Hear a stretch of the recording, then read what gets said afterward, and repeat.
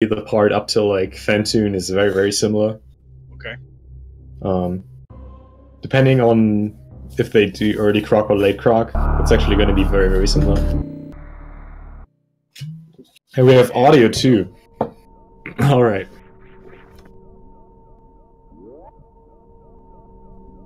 Fortunately, neither of these runners, I suspect, will be doing any meme dancing. Wait, did you say fortunately or unfortunately? Fortunately. Alright, okay. I'm not gonna get deeper into that then. I'm pretty sure the only runner who does that in the tournament is Scotty. Don't think anyone else does that, right? Not in the tournament, but I think maybe I'm wrong. I think Shiny Zinni just got the world record in something with it. In RBO, yeah, with Moondance for sure. Yeah, and in RBO it definitely saves some time. That has been proven. We don't know exactly if it saves time in 100% yet. There have been 2 little runs for it.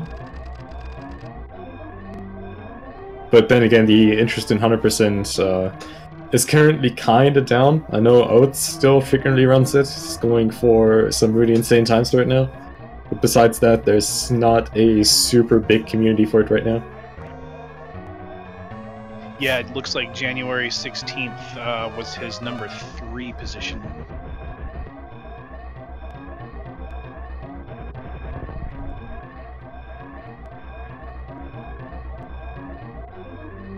And the Steam here not being too trolly. Gameaholic here choosing the infinite left side staircase to remove Ceres. That's still with a 40.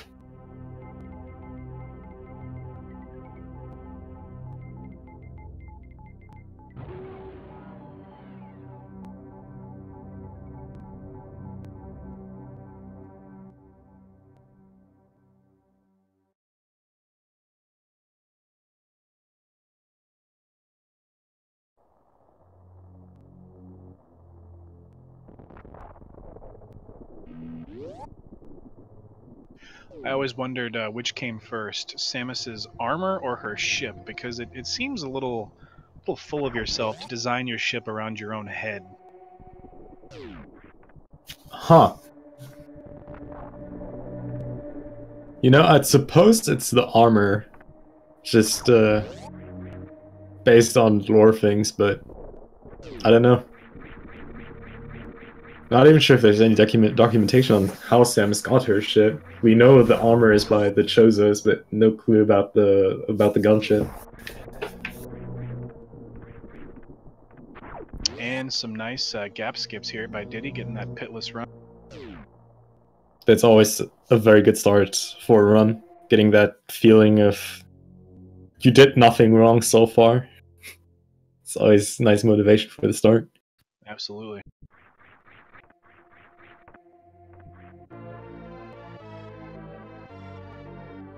And we got the first out of 100 item fanfares.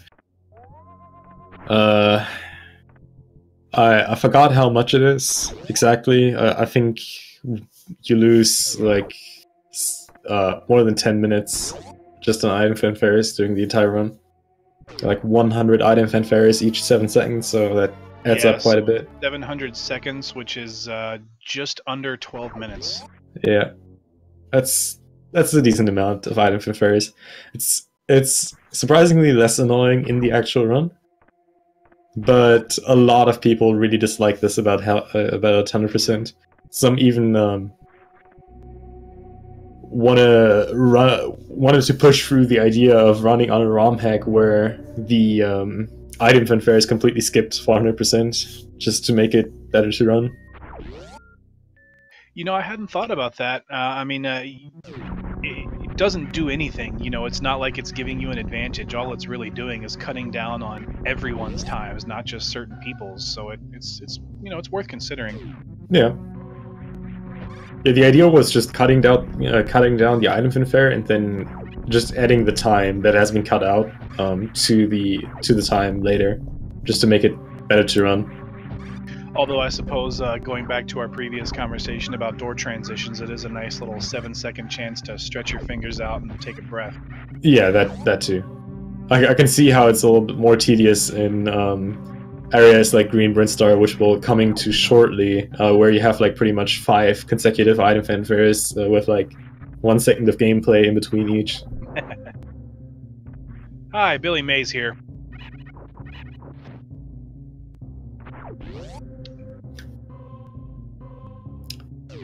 There is one item randomizer that removed the item fanfare. Yes, that's the old Desi Rando.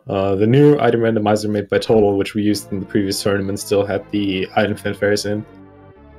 That was for balancing purposes, though. Yeah, I personally like the Desi randomizer better myself, but it does make sense that you wouldn't want to use that one in a tournament setting because it's just too random for any sort of competitive setting.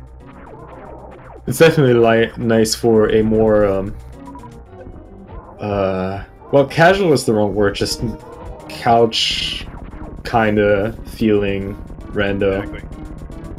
Diddy getting some pretty good missile drops during the Bomb Chorizo fight there, and getting a full refill on the way out. Gameaholic just starting his BT fight. Getting a little bit intimidated here. But also really nice RNG, not a single missile drop, not a single health drop, I'm sorry. Even though he wasn't full on health, that's actually really rare. Getting really good drops here. Nice, there we go again, yeah. Shoutouts to Kojak.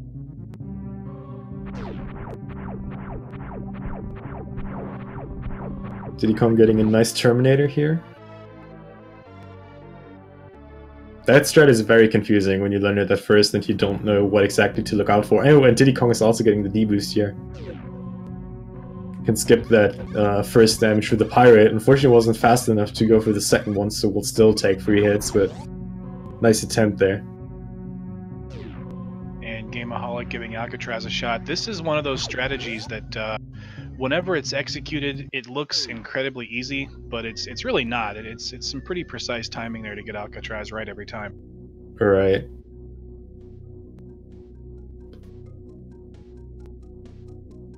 Alright, Di10Kong coming up on the first thing that sets any percent apart from 100%. We're gonna see the normal stuff up until early supers with a nice early mockball here. And then we're gonna hopefully see a very cool D-boost off of the waiver to then get catapulted back into a bunch of item fanfares. It looks like he's not going for the D-boost here. Nope, doesn't quite have the setup for it. Gets a nice mockball here though. It's a very nice backup. And these 2 missile packs here probably never skipped in a 100% run, but as a casual gamer, I would imagine a lot of people skipped the second missile pack here.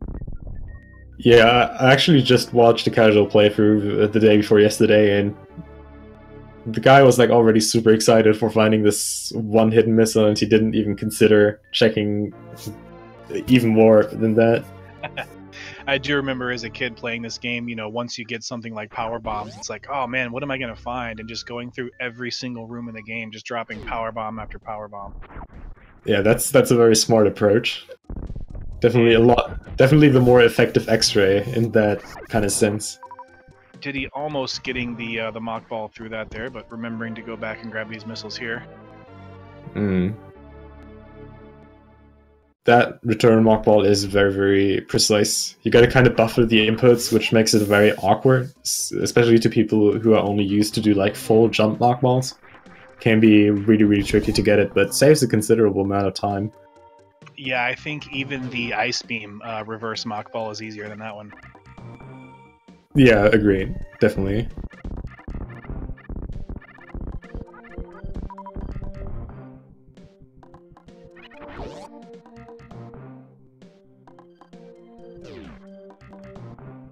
Alright, we're gonna see Di10Kong going down here. Ideally, he's gonna get right past that missile pack he's coming up on him. There you go. You would think it's just like right there, and he needs to get it anyway, so why not get it now? But it saves a very small amount of time to actually get it later. While he will return to this place here a second time to get the waterway E-tank. So it's just minor route optimizations that have become a thing over the years that pretty much everyone has implemented by now that just saves so little time, but it's just gladly accepted to do it. Exactly. It's this game is just so tight with the strategies, and there's unlike a lot of other games, there are a lot of things that are sort of safe to do. They might only save 10, 20, 60 frames, but you also don't lose a lot by doing them. Whereas in a lot of other games, you'll spend 5 minutes setting up this trick that'll save you 10, but then if you miss it, it's an instant reset. Oh, and speaking of frame differences, we got Di10Kong here with a very unusual route difference here. We see him go up Red Tower, and the reason he does that is just to get a single powerbomb pack here. The alpha powerbombs here. Well, he'll also get the missiles behind that, but that's besides the point. The reason he wants this powerbomb pack early is there's a missile pack at Kraid's Lair, which is guarded by powerbomb blocks, so he will never have to return to Kraid's Lair doing this area early here. Funny enough, doing this route versus the traditional route where you just backtrack to Kraid's Lair later and save this sidetrack, I think this route, according to some trustful sources, is like 7 frames slower. It's like, wow, not a lot, if done optimally though. Unfortunately, Di10Kong getting eaten by a lot of Vileplumes here, so I'd imagine him losing a little bit of time there. But still cool to see these little route differences here, especially with Gameaholic going down now. It will pretty much look the entire time like he would be ahead. Even though he still needs to do that Kraid sidetrack later, and he doesn't need to get these items anymore. And he still has to get these items anymore, I'm sorry. And without doing the calculations, you would think, surely wiping out Kraid's Lair all at once and not having to go back would be way faster, but when you do the math, like you said, you're having to go out of your way and then go right back down Red Tower, it adds up. Now, normally for the casual playthrough, obviously you're expected to have Ice Beam to make it up Red Tower, so this is another sort of sequence break from your casual run. Yeah. Very glad that wall jumping is an actual mechanic that you can use right from the start, and not like some ROM hacks where you need to collect high jump boots, wall jump boots. And we see Gameaholic here, unfortunately doing some miscalculation with his ammo here. Standing in front of that green door and having to backtrack to get that super drop here. I know that feeling. I had a similar situation in a recent tap race, where you just stand in front of that door and you really just want to go and you don't have the ammo for it. It's like a deer in the headlights. You're just, oh wait, something's wrong, but I can't put my finger on it. Right. Kind of like I've done this a number of times myself, getting to the Meridia tube and not having power bombs, and that's a really long sidetrack to get those. Oh yeah, for sure. Just ammo management might not seem super important if you just look at speedruns, since it's so fluent if done optimally, but for more unexperienced players, ammo management, and even for some experienced players, ammo management can be super hard at times. If you don't get the right drops, it's just all ruined. You gotta do major sidetracks to get the ammo you need. Exactly.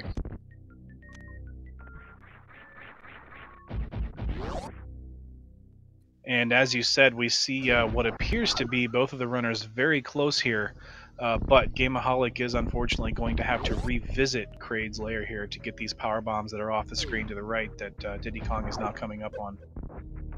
Yeah, interestingly, I'm honestly not sure about this route. I was wondering if Di10Kong would get them before or after Kraid. Looks like he's going to do that after. So pay close attention to Di10Kong after the Kraid fight. He's going to do a little sidetrack in the direction of the save station to the right here, getting another missile pack. Hopefully he doesn't forget. Oh wait, that would be a bummer if he would actually forget the time-saving part of that route. And something I just recently learned is that bopping into a morph ball there while Kraid is rising cuts down the lag and makes that transition just a few frames faster as well. Yeah, and looks like Di10Kong got the quick kill. Gameaholic being a little bit too late on the super there. And there's two approaches to that quick kill there. Shooting Kraid with a charge beam will actually stun his hand so that you have more opportunities to get missiles into his mouth, whereas missiles, you can just quick tap fire 2 missiles and then finish off with 3 supers. which is just a little easier than trying to navigate 4 super missiles into his mouth.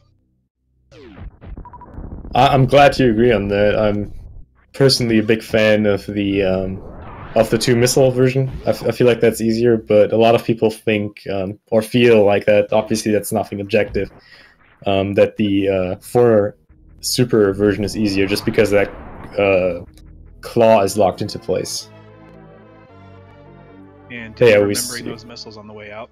Yeah, so we'll see Gameaholic getting these way later in the run. Most likely after visiting the Murdia. That's like the common spot to do it. Some people like to do it after the Norfair, or even after Upper Norfair. So we're gonna see. Definitely isn't able to collect them right now.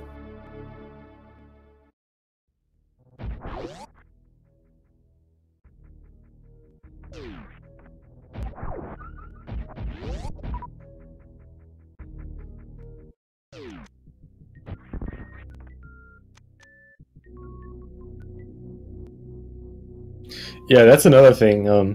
Crate in his second phase is actually really annoying to deal with, not only because, well, it's technically harder to deal with him in this phase, but there's also a lot of RNG involved, which can really punish you hard.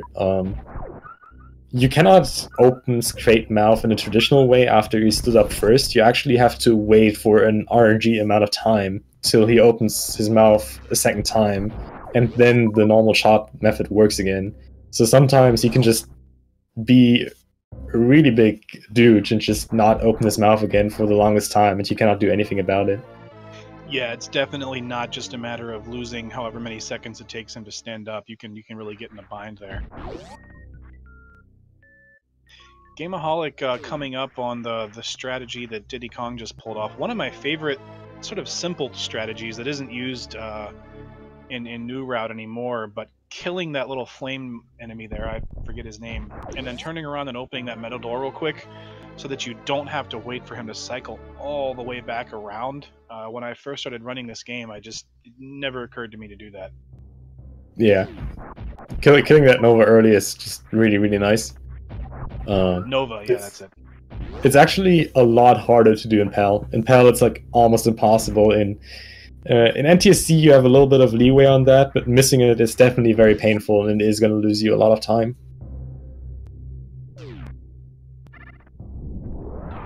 Alright, here we have like the first very common missile to forget in runs, the Cathedral missiles. Looks like Di10Kong remembers getting and another them. one that as a casual gamer, how could you be expected to find something like that? Yeah, especially in the lava, and with this area kind of just to traverse through, not the easiest thing to find for sure.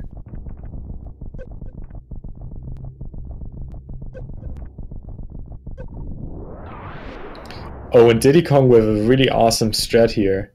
Unfortunately, slightly missing it, laying a power bomb there. What that does is, in that rising tide room, you hear the slight background crumble music as the lava rises.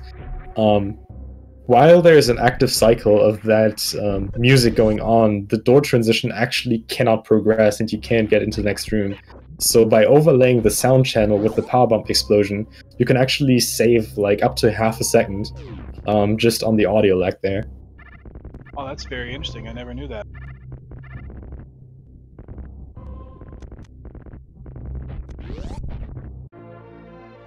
And Diddy remembering to grab those speed missiles? Gameaholic now coming up on Bubble Mountain. Will hopefully not have any problems with King Cactac on the top. But it looks like he spared him today. Very nicely done. No one getting cac blocked this time around. Oh yeah, they're the same strat. The crumble music not playing, so Diddy just being able to run through, not having to wait for an extra transition. Very interesting. Obviously uses a lot of power bombs and often doesn't save a lot of time, or can even lose you time if not properly executed, but definitely a very cool mechanic. Oh, and Gameaholic also remembering these missiles here.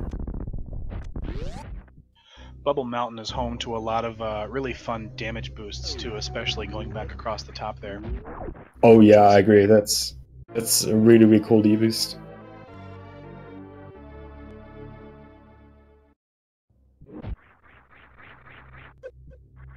And here again on Diddy's screen, we see an example of just how many items that all you really need to do is wall jump to get to. Hmm. It's very nice how the game developers trusted into the casual of not being able or thinking about using this technique all the time, but giving the more experienced player an option to have such a lot of items early on just by using this simple technique here.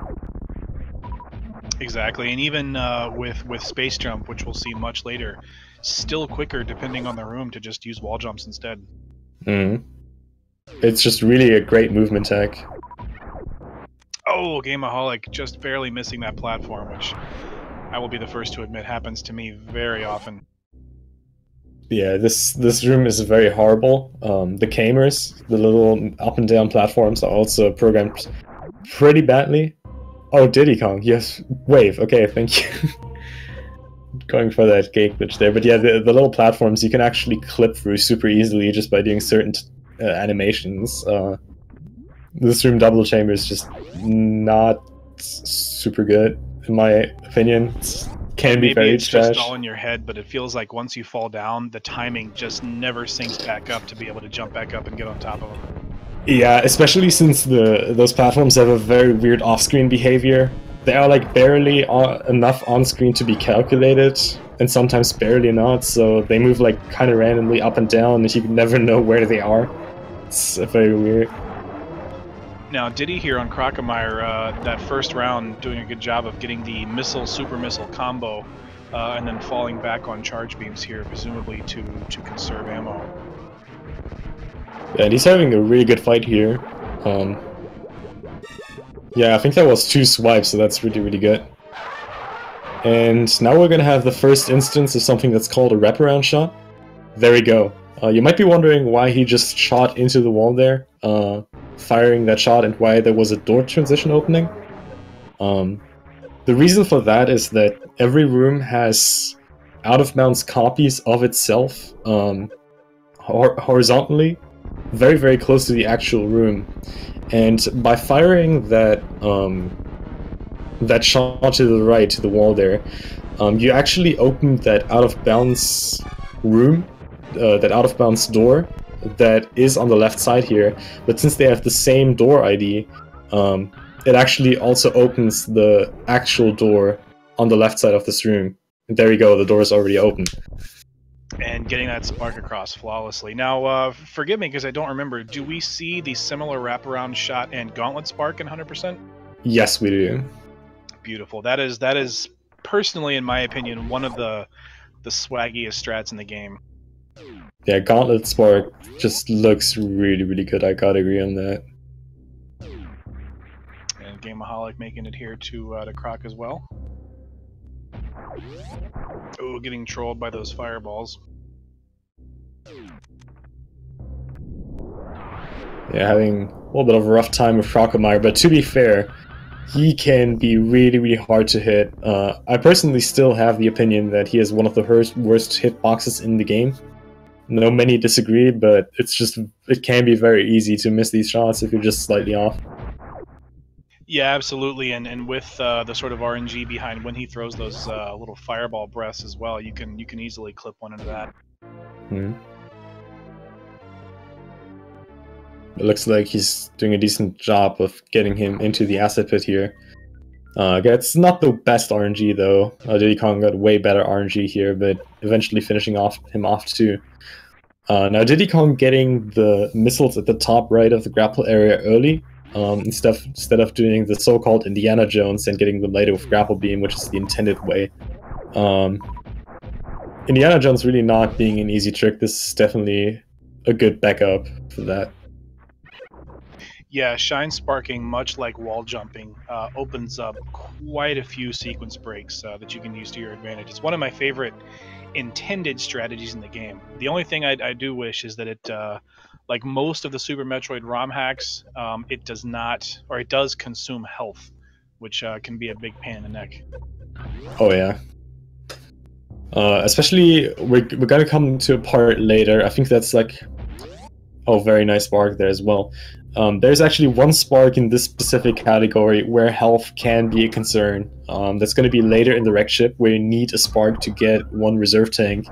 Until that point, that's pretty much the only point in the run where health management actually becomes a concern. So we're going to see later in the run how the runners manage to do that. Yeah, that wreck ship reserve shaft is a really long one. We see Gameaholic having a little bit of trouble with that Shine Spark here. Is determined, though, to get it, and eventually gets it. Very nice. Well done there.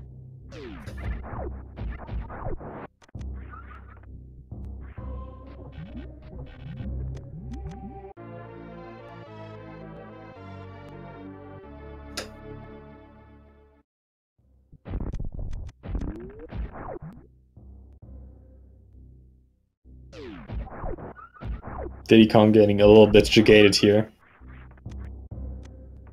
I feel like with this tournament, we've actually seen more people. Oh my god. Okay. Okay, wow. Apparently, we're doing all map stations now. Getting 100% item a little confused with 100% map, I suppose. Taking it to the extreme. Yeah. I already forgot what I wanted to say. that just completely got me out of concept. Takes the breath out of here. Well. Yeah, he's probably doing a bingo card right now, and yeah, we just don't know it. For dab, that's it. Alright, Gameaholic going for the Indiana Jones, getting the first one, fortunately missing the second one, so we'll also go for either a backup spark or a backup wall jump. That is right, how would he know where to go without the map? I never considered that. Oh, just barely missing the jump there. Yeah, accidentally unspinning there. It's always a pain. If you really... That's probably my favorite thing about Project Base. If there's one thing I like, is that you're actually able to respin out of a straight jump.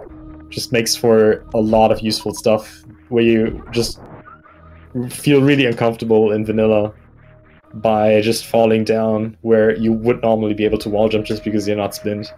Yeah, I think the climb is probably the biggest problem I have there. With accidentally popping out of spin jump.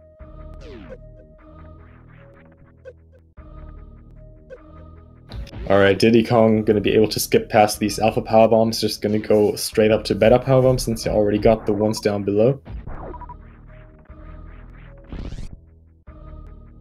You know, actually, now that I'm thinking about it, he might have just done this route to get the early map station. I think that's actually not super unlikely. That makes sense, yeah.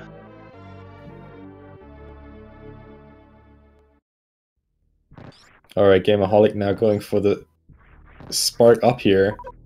Really doesn't want to take any damage by the asset though, so jumps over and decides to not go for the spark. Yeah, and you get into a rhythm, much like if you're trying to short charge with your 1 and 2 tap short charges. The same way with wall jumping, you almost stop paying attention to the screen and you just have this muscle memory of D-pad tap, such that if you break out of it, it can be very disruptive and very annoying to try to get back into it. Yeah, we saw Gameaholic just kind of continuing that rhythm, but constantly missing it because he was just a little bit too far to the left there. So that was like we know that was the correct rhythm he did there.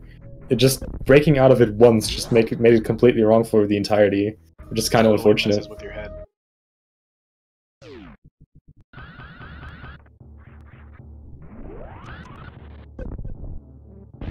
And Di10Kong getting Ocean Fly, but down to just 70 health, although he does have a reserve tank for Phantoon here.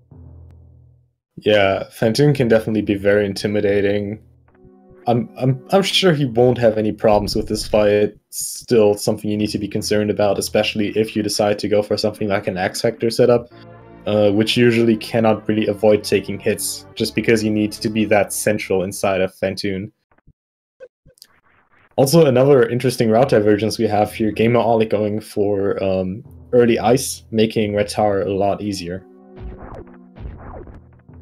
Yeah, I'll be the first to admit, I still, even in my any percent runs, I do not like doing Red Tower without ice. It's just, once you get it memorized, it's not bad, but Ice Beam just makes it so much easier as a backup. Yeah, and it can save you some time at some places too. So it's for people who are really uncomfortable with Zebus, which is understandable because it's really wall jump, because it's really not the easiest wall jump. It's definitely a good option to take. All right, so any predictions on Fantoon here? I'm gonna go mid. All right.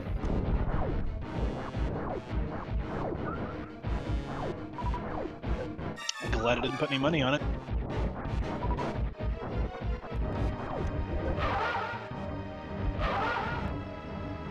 Alright, Di10Kong going for a Doppler kill here on Fantoon. Pretty good Doppler there. Yeah, saving him the unequip of Spazer. So it actually took me a little bit of revisiting math class just to understand how Doppler works to get it, but if you just stand in one place and fire missiles, there's a certain amount of frames between each missile. However, if you're moving forward as you're firing them, those missiles are very, very close together, and you can almost, well, not almost, you're basically stun-locking Fantoon, so you're able to get much more missiles off. Yeah, exactly. It's a really cool technique. It can kind of go to your misfortune. You can actually do something like Dopplering doors, hitting 2 projectiles on the same frame and having to use 6 missiles on a pink door, which is kind of fortunate, but it's definitely a cool technique. Gameaholic actually getting the crate missiles here after the first Norfair visit, alright. And Di10Kong celebrating the Fantoon kill with that bomb spread. Is really low on health though, not gonna lie. That's not the kind of health you want exiting Fantoon here. Oh, and getting another map station. How delightful. Of course. And activating every single one of them. That's some good stuff. Black points for sure. But yeah, these atomics can do a fair amount of damage to you. You don't have gravity suit yet. The attic is another source of damage if you don't do it right, or if you miss a few things. And the worst of them all, just based on the name, the Spiky Room of Death coming up even before the attic here. Yes, I forget about this room. And I really see Di10Kong saving before that with his current health. Would definitely not be a shame taking that safety save there. Feeling good about it, I guess. And the super missiles here. Another one pretty hard to find in a casual playthrough. The fact that Wrecked Ship has 2 super missiles always taunts me a little bit as an RBO runner. Because it's probably the 2 easiest super missiles to get in the game. And you cannot get them for anything useful in RBO. Nice. Oh, and Diddy wow. Going for the Crystal Flash. Well done. Oh, yeah. Oh, I didn't even consider that. That's so good. Me either. I saw him take damage on those spikes, and I'm thinking, what's going on here? That looked like it was on purpose. Well, Spike Room of Death is not going to be a big problem anymore. No, those platforms will do. I think if you don't have any suits, it's what is it, 100 damage each? Mm. But very obviously taking a chunk off of that. No, still not a super nice room to you, but definitely a lot easier with all that health now. Going for the deboost strat here, taking 1 spike hit for that, but otherwise traversing hitless, so very nicely done. Yeah, very nice deboost there. 100 whiff area, oh right. Yeah, it was some insane amount of damage. And you see Gameaholic here grabbing those alpha power bombs, technically when you're supposed to be grabbing them in the standard route. Yeah, absolutely. So kind of almost doing the intended thing here. And I think you informed me just last week or earlier this week that the spikes in this room don't do quite as much damage as the spikes in the bowling room. Is that right? Yeah, they look exactly the same, but they deal significantly less damage for some reason, which is nice. Not gonna lie. it made a lot of things easier in randomizer, but that's one of these things in the game that, like, one of these weird inconsistencies, which there are quite a bunch of, but just useful to know. If you fall down there, you don't take nearly as much damage as you would expect. And Diddy actually, the iframes from those ceiling spikes, saving him from the platform spikes there. Yeah, that was very good iframe usage there. And farming these atomics, or at least one of them too, they have a really high drop chance for big health, so they're always really good if you want some extra. It looks like he's gonna go for right side attic here, probably with an attic spark to finish it off. Gonna see how that goes. Starting off nicely. Oh, getting trolled by the sparks there. Yeah, they always ruin the best attic sparks. Oh, and going... Oh, that was beautiful, with a nice speed keep strat there. Beautifully done. Yeah, attic is one of a few rooms.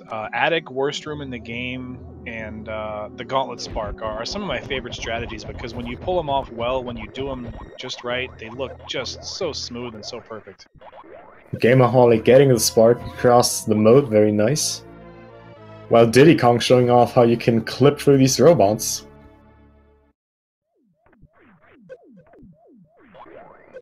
Nicely done.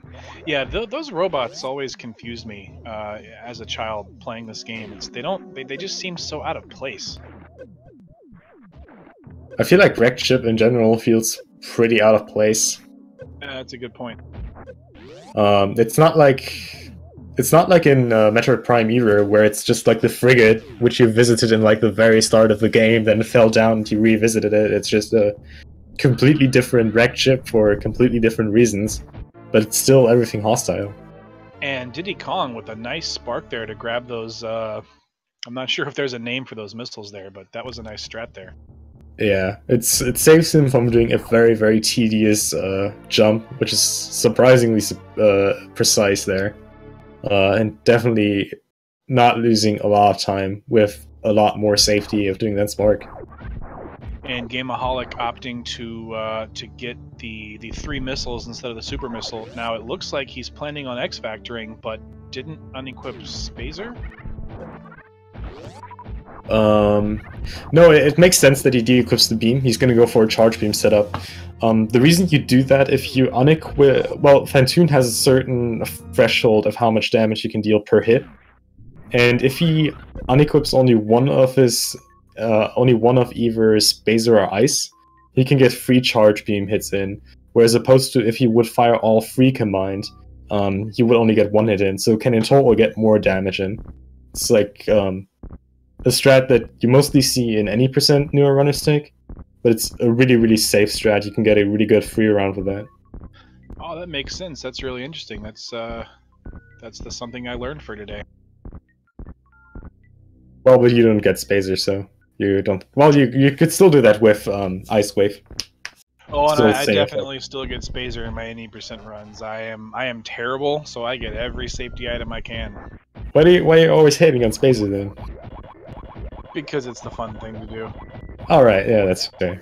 Can't blame you for that. Alright. So Diddy now approaching the last item here in the wrecked ship after these missiles here. The wrecked ship reserve tank will have to do a small shine spark up there. Won't need a terrible amount of health for that. But it is still an amount of health you need at the end of this wrecked ship. And Gameaholic finishing off Phantoon. Yeah, and this is that Shine Spark shaft we were talking about. As a casual player, I will admit I fell back down that shaft far too many times, unsuccessfully getting the reserve tank first. Oh, I'm sorry, I forgot about like the most important item of the wrecked ship. Of course, this is the last item. It's like pretty much the point you go here in any other category. Well, and it's like you said though, you know, the really out of the way items, you remember those because they're so out of the way you have to remember them. It's the obvious things that you very often forget.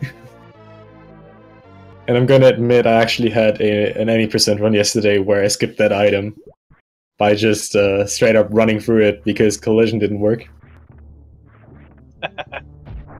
Yeah, I saw that clip. I'm sorry to laugh, but your reaction was actually pretty amazing. Oh man, it was such a good pace too. But Yeah, anyway, the way the game works is if you enter into an item, it recognizes that you've picked it up. But if you're already in an item, it doesn't recognize it, and you can yeah. actually it's a frame perfect trick, if you want to call it a trick, Mm. to shoot the item open and then enter it in the same frame. And of course, as a speedrunner, you're so focused on just grabbing the item, getting out that door as fast as possible that you really can't recover. You're already out the door before you realize what happened. It makes me really happy that you called that a trick. So we have Di10Kong refilling at the ship here. If you do it very, very optimally, you can actually skip that ship refill, but that's very, very hard to do. You have to really maintain a lot of health throughout the wreck ship. Gameaholic, more interestingly, actually getting these missiles after Phantoon, which makes it significantly harder because all the spikes deal damage now and these platforms are on, but getting it done very nicely. Yeah, very interesting fact about wrecked ship that I'm sure a lot of people already know, but it really points to how much time and effort and thought the developers put into this game to make it so even something like the spikes that are designed to hurt you don't work until they have power. Alright, and Di10Kong getting the second grab around shot here first try, and going for a nice Gauntlet Spark. Gauntlet Spark, man. I don't know That's why. This is just one of my favorite strats in the game. It's so awesome to watch you just skip an entire room like that. Well, really 2 rooms. Yeah, I agree. It's really good, especially with long rooms like that, and you're just spark for so long. And as someone who plays Super Metroid Arcade Mode fairly regularly, the Gauntlet is my most hated room, or at least one of my most hated rooms. Yeah.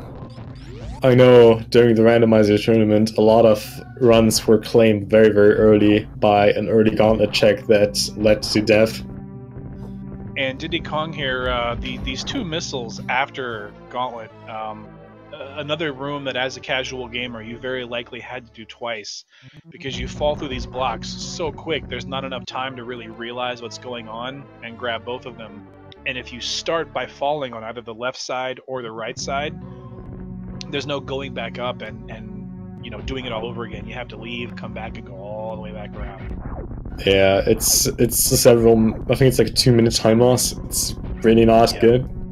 And Gameaholic, on the other hand, making it through the worst spiky room of death as well. Still has a lot of health here, making it into the later part of the wreck ship.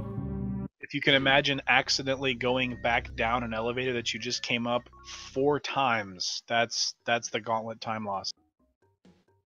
that's a nice picture there. Alright, Di10Kong now starting with his Sprint Star cleanup. Which is pretty much the big time save that, as you like to call it, the meme dance category has. It never has to do the Sprint Star cleanup. That's for non-meme dance categories. And picking up the 3rd map station. Very nicely done. 3 out of 4, baby. 75% of the way to go before the run is officially validated. And you know, I joke around about meme dance. It actually does save a lot of time in RBO, at least, because like you said, you're able to get those power bombs early and clean up Brent Star, which Brent Star is I think the biggest map by far. You know, there's arguable whether it's a major glitch or not, but at the end of the day, it saves a lot of time. It does take some skill to pull off, and it is a nice strat in that sense. And the density of good items. Well, what is a good item? A good item is super missiles, power bombs, and E-tanks, and Brent Star is just insanely high. We have like 25 power bombs, so half of the ones in the game in Brent Star only. There's 10 super missiles, which is 15 super missiles out of 50 in Brent Star, and there's a ton of E-tanks, so there's really a lot of good stuff in Brent Star. And after you got power bombs, all of them are locked, unlocked, except for one single E-tank. So it's really, really powerful to get these early power bombs there. And Gameaholic also getting that ceiling missile shine spark there. Well done.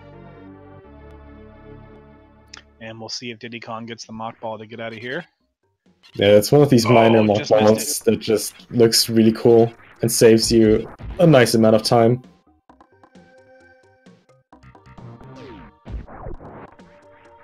Yeah, the Decora room, this area that Di10Kong is just now leaving, another room that as a casual gamer you probably had to redo a few times, just thinking, oh wow, there's an E-tank, let me just run straight for that thing, and then you fall down and you're not getting back up. There you go. Oh my god, I love you, Diddy. Visiting the Decora. Free the animals. Oh, is he gonna? Oh, he's gonna save the Decora. Oh, he's gonna attempt it at least. Oh, did he miss it? Oh, he got it. There we go. And that guy knows the best short charging. Can't show it off right now because the blocks are gone, but this guy knows some insane short charging, so good job on that. I've done that during my last bingo, it just feels very good to get that. And a nice angle spark here to clean up this charge beam room. Unfortunately, laying the powerbomb slightly too far to the right, so not being able to clear out these left blocks here, we'll have to lay another powerbomb.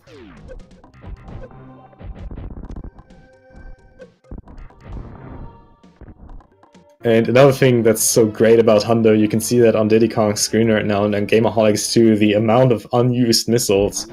And it's just really high, and you can just compensate for like beam shots, just spamming them everywhere to get rid of enemies. It's really, really nice. Yeah, I think it's 255, right, by the end of the game? No, 230. I think 255 might be project base. And Di10Kong going for the reverse spore spawn room here. Interestingly enough, if you just stand in front of that opening and fire a super missile into it, the game doesn't let you break that block. You actually have to wait until that block is, and in Ponk you're probably much more knowledgeable on how it works, but you have to kind of unload that block before it lets you break it. Yeah, it has a lot to do with camera manipulation, as you said, load manipulation. And that looks like such a minor thing, but it is probably the single most time-saving trick in the entire category. Yeah, you can mess it up a number of times without losing time there. Yeah, like you lose a lot of time just doing a lot of attempts, and just imagine if you actually had to fight Spore Spawn in this category. Like, this is like there's nothing else that saves this much time in this entire category. Yeah, because Spore Spawn, I think, even optimally is 3 rounds. Is that right? 2 rounds. 2. Yeah, but but still, like each round is like 20 seconds. You have to go there. You have to fall down. It's like a lot of time if you actually had to fight Spore Spawn there. Yeah, even though I'm not a fan of the moonfall mechanic, that is actually a really cool moonfall. Is that Spore Spawn chamber there? Yeah, I agree. And Diddy picking up this missile here that we discussed earlier, just a little bit quicker to grab it here because you have to go back down anyway. You lay this power bomb beforehand, and here we see Waterway. One of my favorite rooms in the randomizer or arcade mode because, you know, in normal normal gameplay, you just, you see here, you speed boost right through it. But if you don't have Gravity Suit, you can store up a Shine Spark in this little room above here if you can get it just right. Yeah. Gameaholic showing off these power bombs that Di10Kong got earlier right before going into Gauntlet. I think this was probably the item that as a child playing this game I was the most proud of discovering on my own because it was just that sort of curiosity of there's this gigantic open space, this landing site where there's so much stuff here, there's got to be something. Yeah. And you come back here with Space Jump and you're exploring, you're moving left and right, and you find these power bombs just off here in the corner. Also, the gameplay demos showing off how to get here with bomb jumping here. Yeah, the bomb jumps. Being aware of all the sequence breaks. The bomb jumps that the game shows you, that even though it shows you, are still pretty hard. And beautiful, beautiful Gauntlet Spark here. Yeah, very nicely done. Also, I just realized I'm slightly behind, apparently. But yeah. Yeah, I have to pause and play a few times. I was behind you once or twice.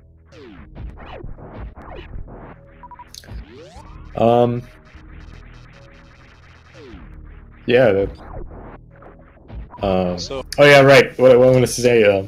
The landing site there and this hidden kind of thing at the very top right of that room is the reason why I always, when there's like a new 2D Metroid, I always have to use like bomb jumping or a spider ball or whatever just to discover even the ceilings of these very large rooms, just for the idea of there being something there, just because Super Metroid kind of implemented that. exactly, and Spider Ball. It's funny that you mentioned that because that was my favorite item in the Game Boy version. Because, like you said, you find yourself latching on to every single wall or ceiling you can just to make sure there's nothing you missed. We see Gameaholic getting both gauntlet missiles, Di10Kong in the meanwhile getting Main Street missiles. Probably one of the more confusing items to get for casual, as the intentional strat how to get this room requires charging a spark in a different room and then using it here to get these missiles in the ceiling. And it's also pretty tricky to line up because of the platforms that are just kind of floating in the room. Yeah, fortunately they give you a nice piece of grass there in the bottom of that room to line up your shine spark with, but like you said, you actually have to do it in another room, and if you miss it, you have to go all the way back around due to that green gate being facing the other direction. And as I getting there, go ahead, sorry. Oh no, never mind. Go, please finish your thought. Yeah, Diddy getting there, the missiles and the Mama Turtle room that probably I would say the most unlikely to find as a casual gamer. I want to disagree with that, but I agree it's a very horrible item. At least it has some kind of visual cue to show that there is something hidden. Yeah, and EOD, you're right. That green gate is facing the right direction, so you can just re-enter that room and blast that gate open. Where is Di10Kong going? Oh no. Oh no. Oh, don't do it. Don't do it. Oh no. Showing off both the Sephi and the Pongfish. He just That's wanted to very say nice. hello. There's nothing wrong with that. Yeah, right. You know, you gotta be careful with strangers. Just missing that grapple being shot there.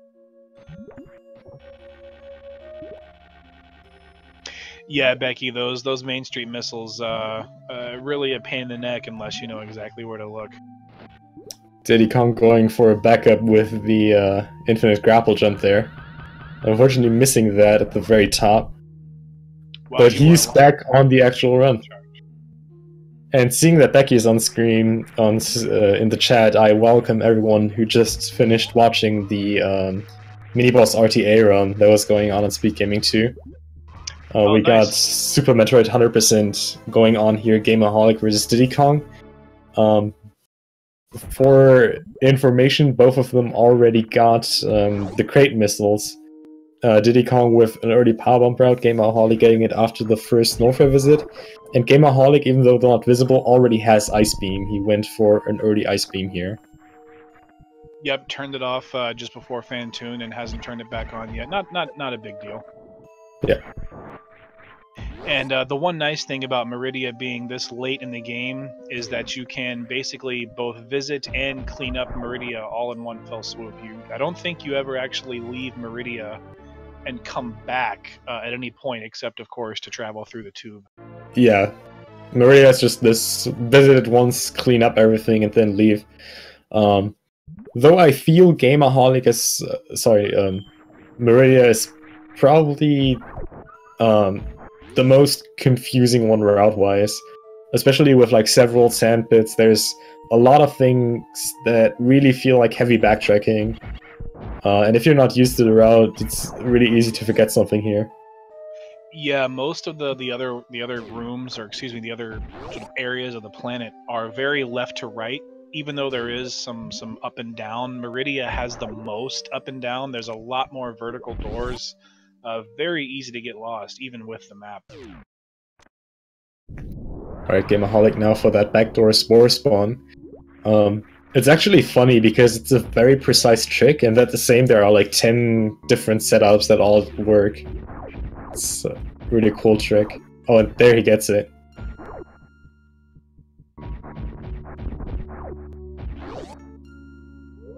And Diddy headed into Batwoon here. Looks like going for the X Factor.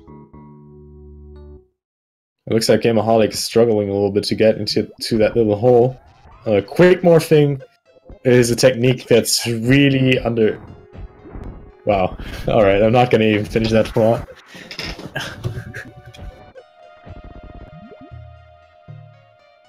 There you go.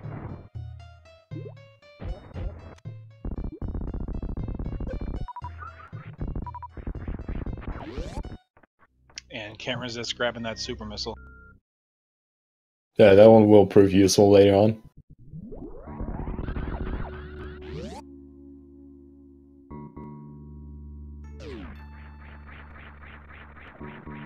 Alright, Di10Kong going for the halfie here, barely missing it. Just missing it. And the halfie is one of my favorite examples of just how far this game has come, because originally called the halfie because if you shine spark through the door, you only make it halfway across the room before you run into what looks like nothing, but it's actually just a block there that extends a little bit out. Originally, it was only thought to be possible with TAS to get the full halfie, but you know, with perseverance and effort, eventually it became something that all the runners shoot for. Right, and it's a really, really cool spark. Yeah. It can be very deadly, especially in any percent if you still need energy to spark through Dragon, but it's so cool and it saves such a decent amount of time that if you're capable of getting it, you're most likely going to end up going for it. Yeah, as a casual player, when you come up on Dragon, it's probably a very difficult fight at first. You know, hopefully you saved before you went in, and then maybe you come back later with some more E-tanks, some more super missiles, some more missiles. But as a speedrunner, even just the concept of being able to short charge like Di10Kong did in this room is fascinating. Because if you just hold dash down and run from one end of the room to the other, you don't build up a short charge, or excuse me, a shine spark. But the developers of the game intentionally put something in the code to adjust how much damage the shine spark does to Dragon. So they clearly intended for something to happen there, but just the concept of using a short charge on Dragon is fascinating to me. And Di10Kong getting grabbed, but quickly exacting vengeance. Going for a spark suit here, it seems. Well, never mind. And I'm really glad Di10Kong put all of these missiles to good use and still has 70 of them. Yeah.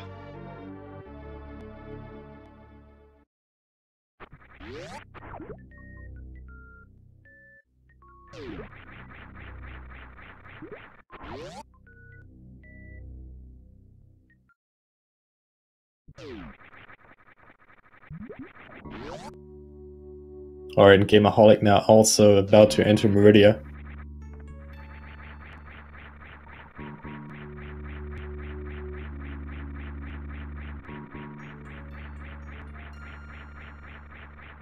Yeah, but Hodo Ruby was ahead of his time.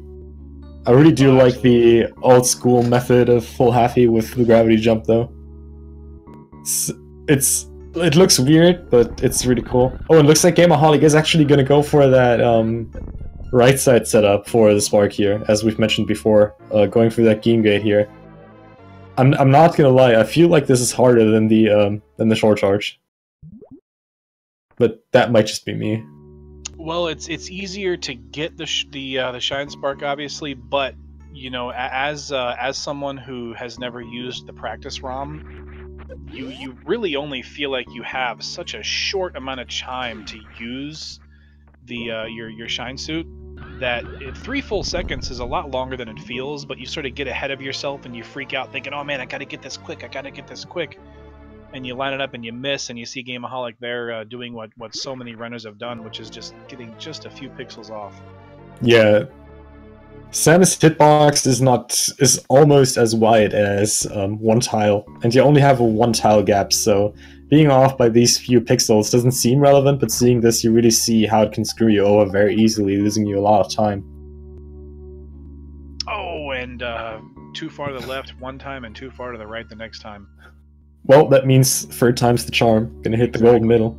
And you see that little piece of seaweed there. It's I have to imagine they put it there on purpose because it really is the perfect placement. Yeah, and it really sticks out comparing to the other floor we see in Murdia.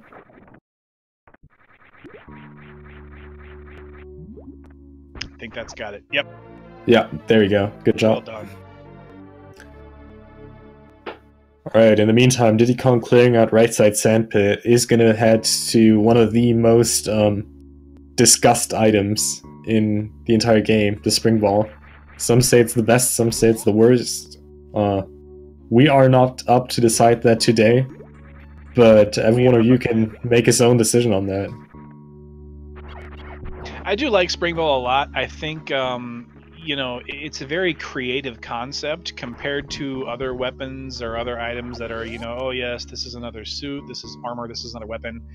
It's a very unique item.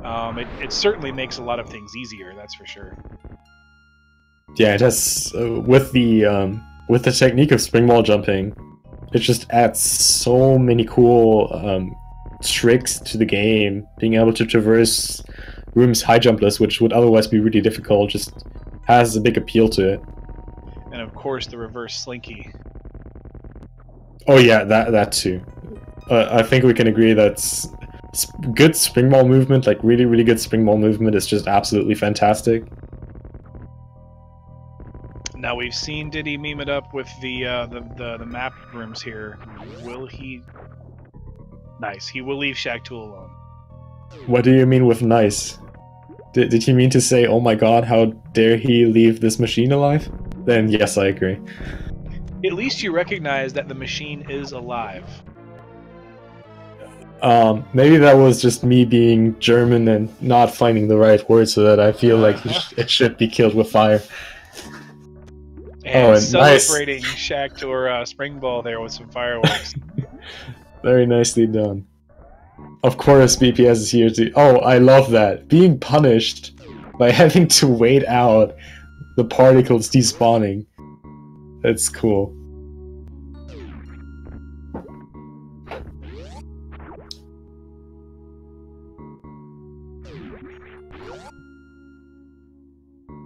You know, I'm still waiting for there to be something like low percent spring ball. That would be very cool. I did recommend the idea of a spring ball RTA category, but unfortunately everyone said that there was no point in running a game where the entire point was to pick up the best item in the game and then never be able to use it. You know, I can agree on that, which is why I've always proclaimed that Shack Tool RTA is the better category. Because you don't get spring ball in that, you just kill Shack Tool, but I got other kind of controversy on that one, so I guess we gotta work that out a little bit better.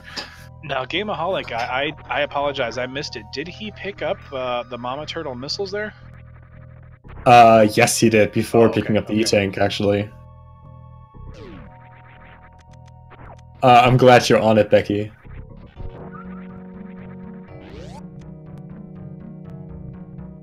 Alright, Di10Kong now getting the most overpowered beam in the entire game.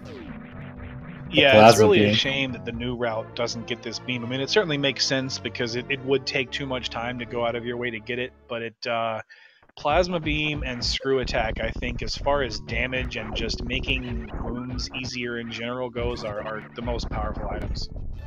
Yeah. Just really...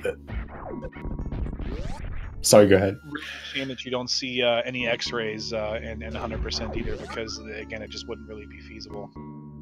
Yeah. At least if you want to see some really cool plasma strats, you should definitely watch some of the GT Classic races we have going on in this tournament. That really shows the true potential of Plasma Beam as the only boss piercing through the majority of the bosses. Yeah, absolutely. And shout out to the new task by Snick. You see some really nice microwaving in that one as well.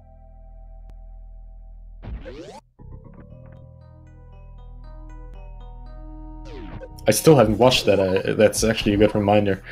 Oh, it's amazing. I'm not gonna lie. It is mind blowing. Di10Kong making good use of that spring ball there.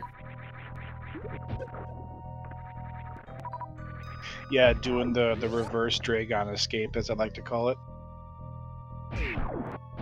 Huh, that's an interesting name. With all the memery, I'm kind of disappointed he didn't visit the Meridia missile refill station. Visiting the Ooms, or the roly-polies as some people like to call them. Oh, those things are weird little creatures.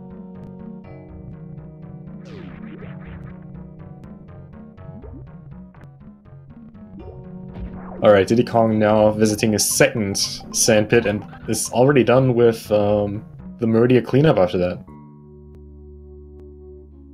Yeah, really well done, all things considered. Meridia is a very messy place.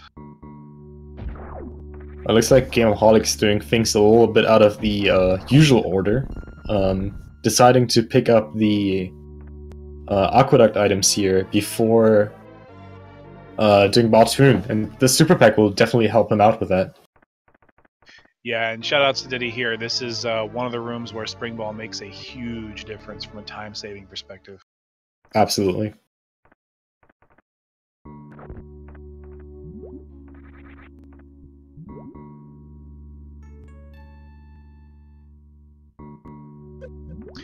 Diddy getting pretty decent luck with Batoon's hitbox here. Well, we will see if Gameaholic gets the same benefit.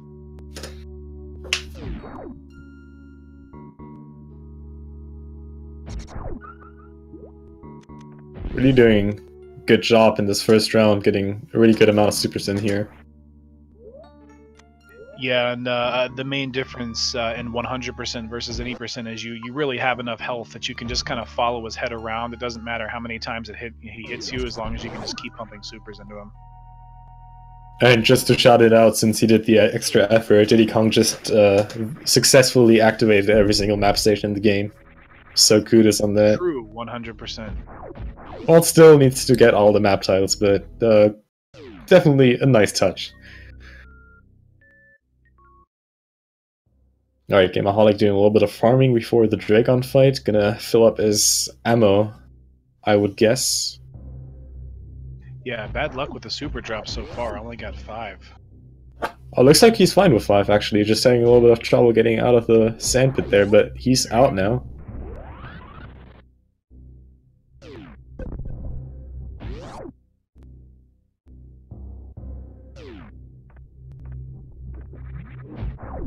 And just as a reminder at this point, this is the last match of round 2 of the tournament.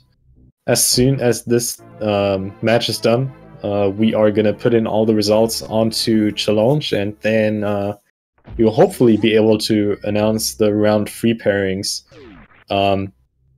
close to the end of this match. So round 3 is going to be starting very soon after this. Yeah, this has been a great tournament so far. I really like the concept of having multiple categories. Some people like more categories than others. You know, Dab is obviously certainly one of the more technically difficult categories, so it gets vetoed a lot. Other people, you know, they don't like to run 100%. They don't know that route, so they veto that one. So I really like this idea of having a very wide range of abilities needed for a tournament. I was actually very concerned about Di10Kong there earlier. Went for the ice escape, so thought he would just mockball over these missiles just for getting them, but stopped himself and went down and got these missiles. So should be on track with his item so far.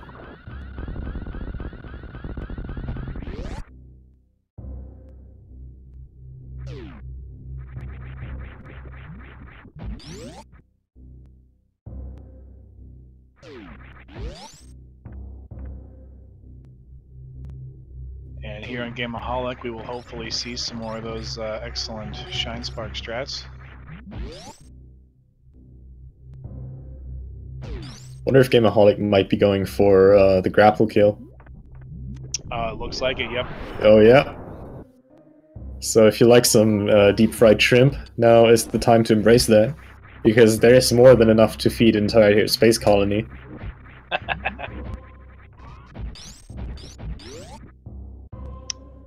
And again, another very creative move by the developers to include this into the game here. There you go. Attaches to the grapple field, well, the electric field, I suppose. And frying the shrimp from within. Yeah, hurting Dragon much more than it hurt Samus there. It is obviously a very quick fight to pull that off.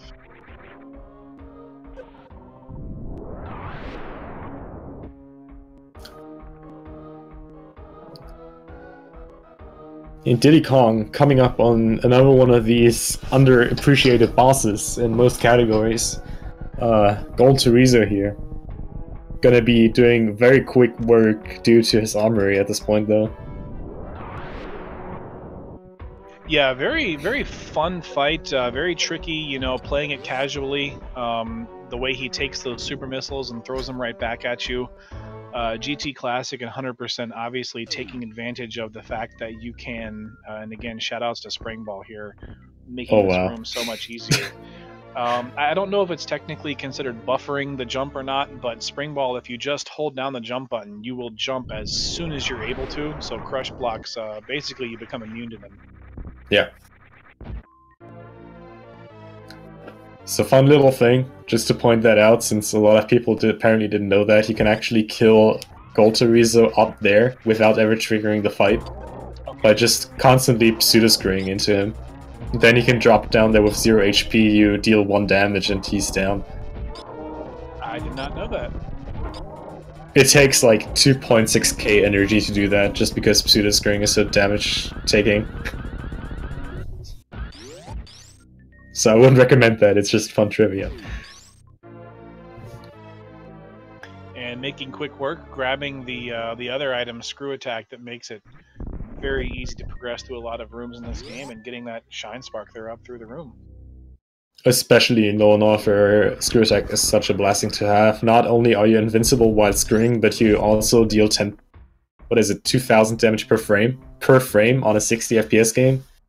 And yeah. You killed really stuff quickly. In randomizers as well, because you know, having it early on just makes it much more smooth, and pulling off the Pillar Spark there.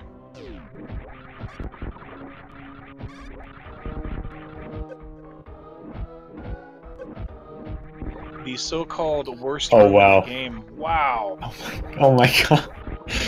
Okay, so Di10Kong's up for all the memes. So yeah, for those of you who didn't know, you can actually kill Namihes by KOing into them, and then doing either a Screw Attack or a Pseudo-Screw Attack, and you'll kill them. Obviously, you cannot kill every Namihe in the game, as you need to do that with one that's actually at some kind of ground. But with those, it's doable. That's the first time I've ever seen that. That was actually quite impressive. There's actually a puzzle just around surrounding that, but yeah, it's nice to see that Di10Kong knows as much about the game as he knows. I really appreciate runners of like all kinds of different skill levels and categories to know like random stuff about this game that's just more cool than useful. And Gameaholic charging up the pseudo screw here. That little cone there is actually really annoying with those fleas. Yeah. I remember as a casual, this room was my absolute nightmare. With the fleas up there, it's just, that pseudo screw is definitely helpful to get up there. Really nice tech. Absolutely. And hopefully we'll see doubling up on the Shack Tool love here. Power bombs of shame, obviously not so shameful 100%, as it doesn't matter how ashamed you are, you still have to get them. I mean, you might be ashamed of running 100%. Just putting that out there. And plenty of health here, K going through this this platform. I really like how Gameaholic is pointing his cannons at Shack Tool. That makes me hope. Oh, sorry. Ah, dang it. I never get what I want.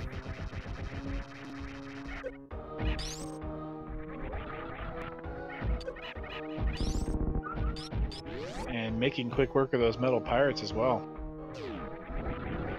Yeah, the really nice thing about 100% is that you never have to worry about health, unless you're in the wrecked ship.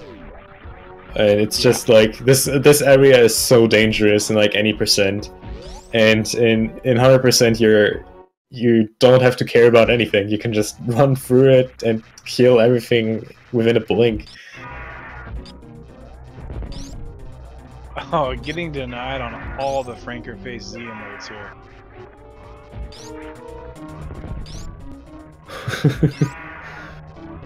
You know, you gotta give Speed Gaming 5 some time to get their Franker Z right.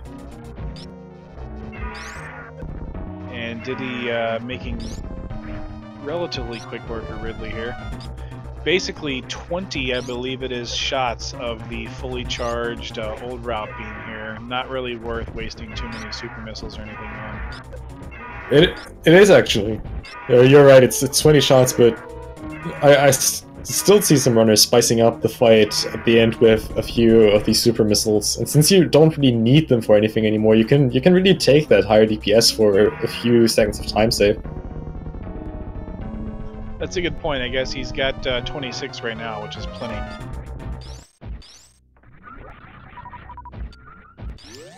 Coming up on the Ridley E-Tank, which as a casual player is another one of those sort of hard to find items. I feel like as a casual player is also a very underappreciated item, because you finished the last one at the G4, you already got so many powerful items and you think like you get something even more powerful. And the only thing you get is an E-Tank and some lore. Yeah, you've got plasma, you've got screw attack, you've got everything, and you're thinking, man, I just beat, this has got to be the last boss, right? What am I going to get? Nothing. Though I gotta say, from someone who really likes RBO, this is probably the most conveniently placed E-Tank in the entire game. That's like, true. Without this E-Tank, RBO would be a nightmare. Absolutely, and even any percent, obviously not the top tier runners, but the people who, like myself, need that safety energy, it's a lifesaver. Right, so Gameaholic now has his plasma beam, is going to be heading towards the end of Meridia soon. Going to be picking up these final sandpit items and then is pretty much out. And Diddy just barely missing that blue ball. That's another strategy that you don't see very often, or at least that's kind of hard to pull off, is that short charge mock ball into breaking through those bomb blocks.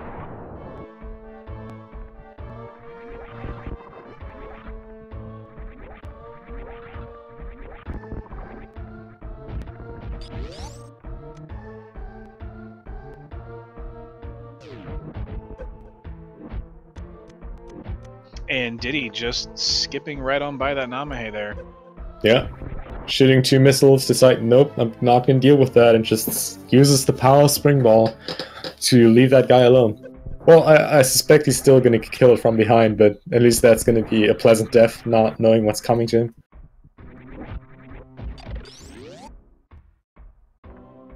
Oh, well, no, I suppose the Nami here is going to live, even though it's going to be pretty cold. I guess your hint here is that you see the flashing of the light in this room, which you only see in rooms when there are fire fleas, and obviously just progressing through that room normally there are no fire fleas, so you get that hint that there's something else there. Oh, going for the Hotarubi special here. Actually opening up the ceiling box there, but not really getting it.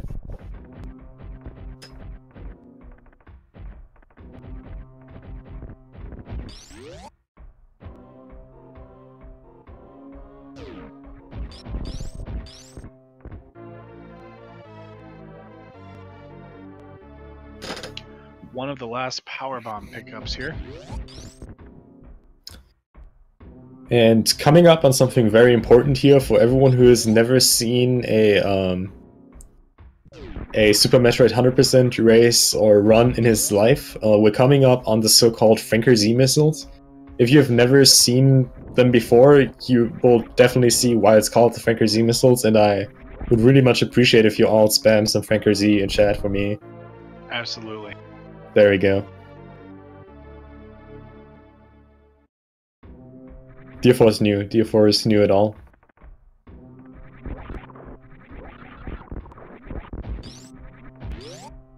And Diddy in the Three Musketeers room, if you know exactly what you're doing, it can look very easy to just use a morph ball and iframes to skip right through that room, but screw attack making it just effortless. Thanks, chat. So yeah, Di10Kong has now the task to clear up the rest of Alpha Norfair, mostly those Bubble Mountains items here. He's going to be picking up his last reserve tank and a few extra missile packs here. This area is really, really cool in Randomizer. There's a super high density of items here. Some of them more tricky than the others, like this missile pack in the stone there. Thankfully, they put the schemer on here so that, at least by accident, you might be able to find that. Yeah, that's another good example of one that you normally would have a little bit of a hard time finding.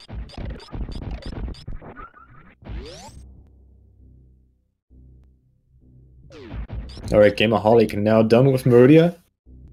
Heading into Norfair again, already got Ice Beam. Oh, he didn't collect the Ice Beam missiles though while he was there, so hopefully he will remember that missile pack. Because otherwise that would be an unfortunate 99% there. Yeah, I'll be honest, I had already forgotten about those.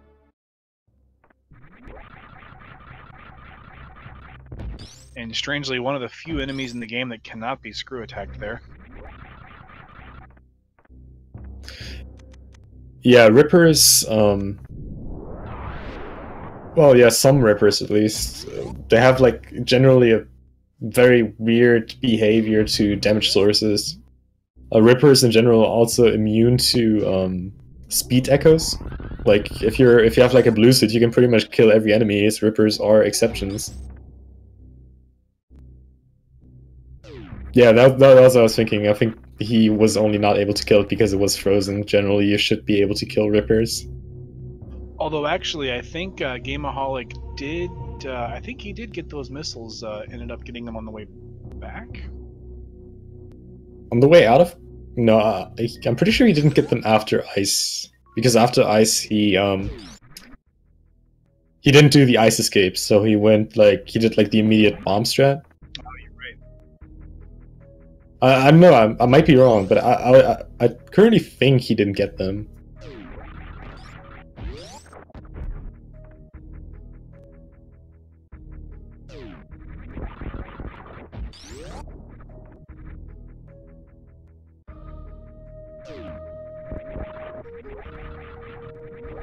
There you go, yeah. Screw attacking through that Ripper.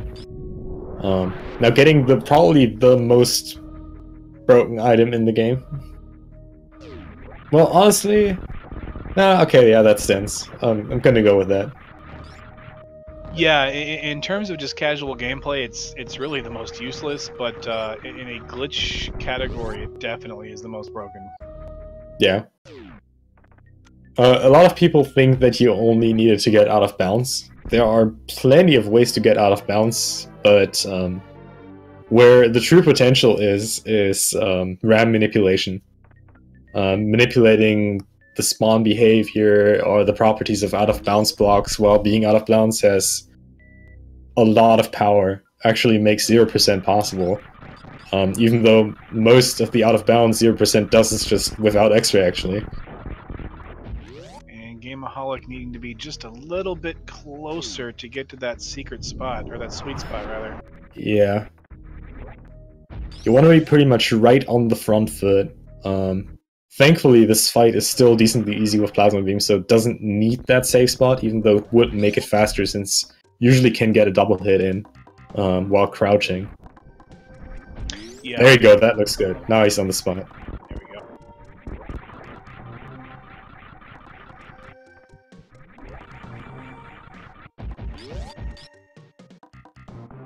And Diddy coming back through here to Retro Brent Star to pick up a little bit of cleanup there. Gonna be heading to a wonderfully named room very soon. But wait, there's more. Don't spoil it yet. We're not there yet. Gotta give it a little bit.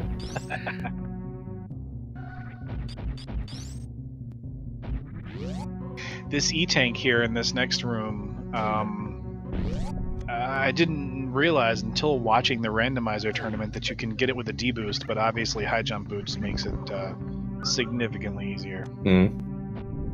If you want to have a fun little project for like a weekend, you can actually get this item without anything, just a frame-perfect wall jump.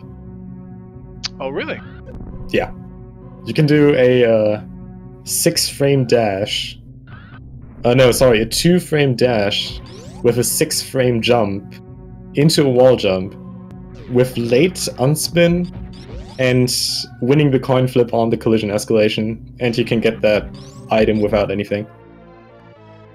Sorry, I think it's you fun. mentioned having fun trying to do that. Yeah. Alright, now you can say it. But wait, there's more. And getting those items in the correct order, obviously, because the ones on the left are the first ones, and the ones on the pedestal are the second ones. Agreed. The true star are the hidden ones.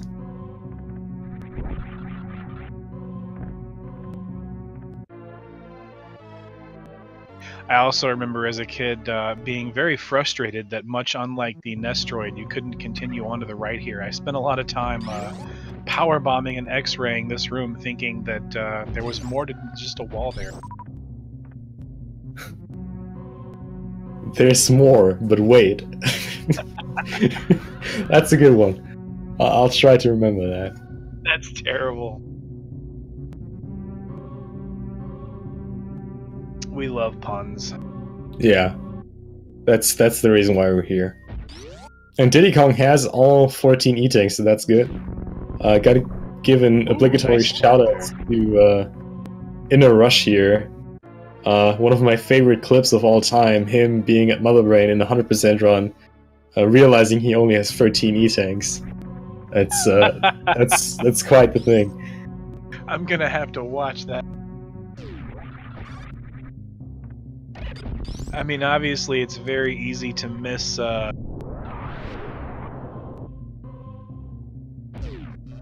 not having enough power bombs, missiles, super missiles, because you're so rarely full of all of them this late in the game. But the E-Tank, that's a new one. Alright, so Di10Kong now, hopefully, on his second last item, will be collecting the dental care missiles soon. And then might be going for a ship refill just to confirm that he actually has 100%. But being confident about his collection, I feel like he doesn't need that.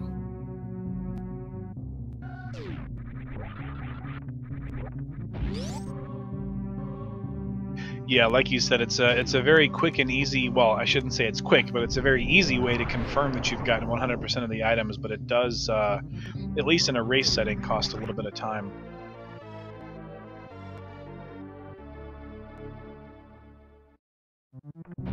Also, I think this is the item with the most names for it. I might be wrong on that. Yeah, that little middle room there between is this? Forgive me, this is not Business Center. No, this is Parlor. Parlor, yes. That little middle room there between Parlor and the missiles is kind of a strange room. I don't think you see those little faces anywhere else in the game. Alright, now a moment of truth for Diddy. Yep, 100%. There we go. Got the confirmation, now it's just about finishing.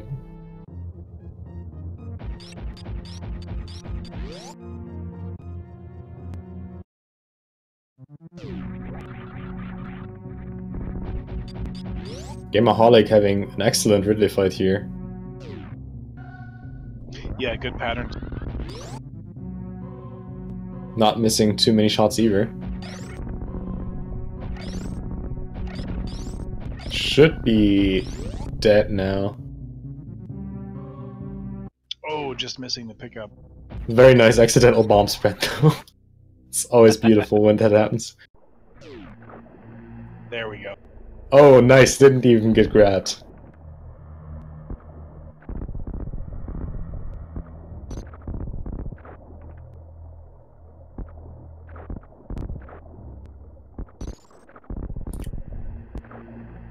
Di10Kong with a little bit of DBJ practice in the waiting room.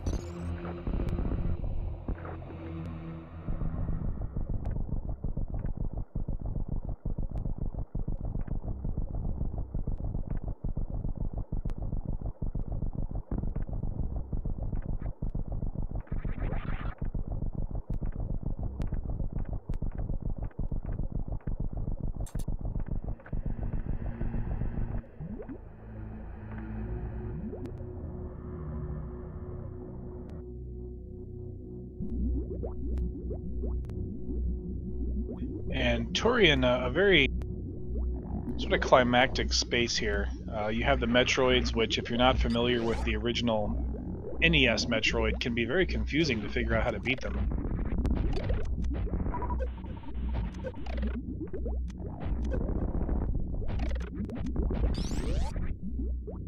And Diddy obviously being 100% doing something that would be considered completely unheard of in an 80% race, which is just ignoring all the drops from these Metroids.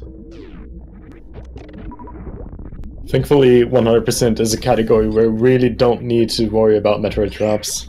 There have been way too many 80% runs by hundreds of runners, completely obliterated by these drops, which is always unfortunate, because it's something you have no influence about. Absolutely. And, you know, obviously, again, for the experienced runners, not that big of a deal, but timing your bombs just right to get those Metroids off of you can be very difficult as well. Oh, agreed. Oh, there have been Samuses dying to mislate bombs.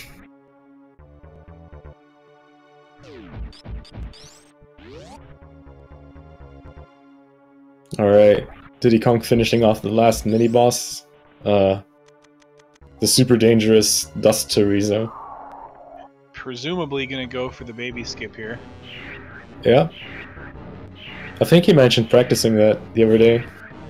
So let's hope he gets it. It is a tough one. Oh, just missing it. I think about 20 seconds is what it ends up saving. Oh, going for the swag climb. Oh yeah, I love that one. Facing right, saving 40 frames there.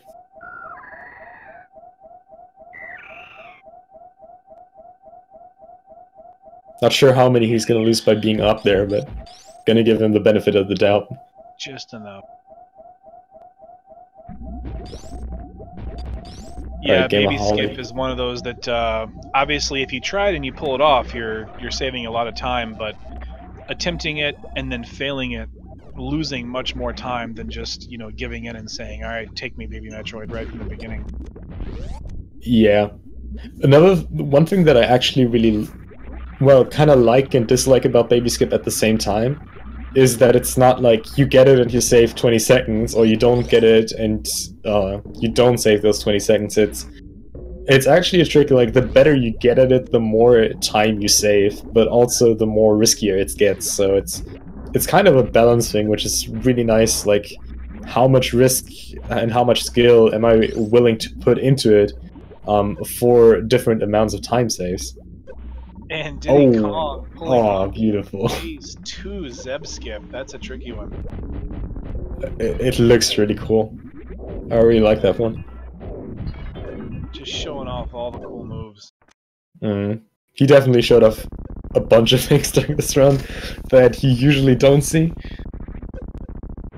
Gameaholic making it through 3 Musketeers there. Making good use of that screw attack. Coming back for just a final little bit of cleanup here. And yeah, he's also really close to getting that 100%.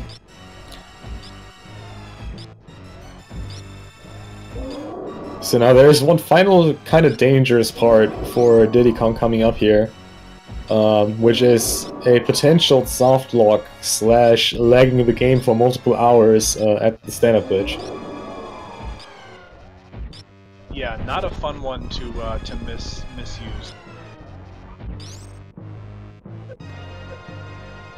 Setting up for it though, damaging himself down to between 700 and 800 health.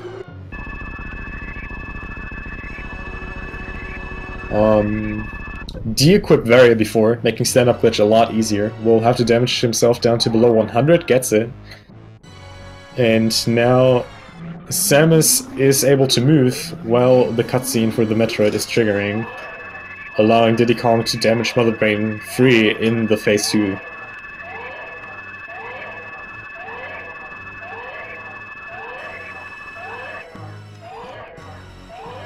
And the way to accidentally softlock this, I used to think that it had to do with over-damaging Mother Brain, but that's not the case. I think it has to do with where you are when the baby Metroid comes back around to heal you. Is that correct? There are actually multiple ways you can do this. One thing you can do is get the baby Metroid stuck inside Mother Brain. By being too close to her and the Metroid Mother Brain kind of ramming into the baby, it will just be stuck inside her without Mother Brain being able to inflict damage to it. And another thing you can do is firing a normal beam shot during the transition to Hyper Beam, which causes an insane amount of lag in the game, which can last from anything between like 10 minutes to multiple days. Wow. Which is usually like just rip. You just reset when that happens. The kind of key for that, like after that one lag frame, you can do 7 charge shots. Most people go for 6 just because it's safer. But Di10Kong had a really nice stand-up glitch here. Only needing 6 shots, and it looks like Gameaholic did remember to get these missiles. Very glad he did that. Not risking a 99%. Yeah, nicely done there. And yeah, Di10Kong showing off the benefit of the stand-up glitch, which is obviously that last phase of Mother Brain, taking only a few shots of Hyper Beam rather than quite a few.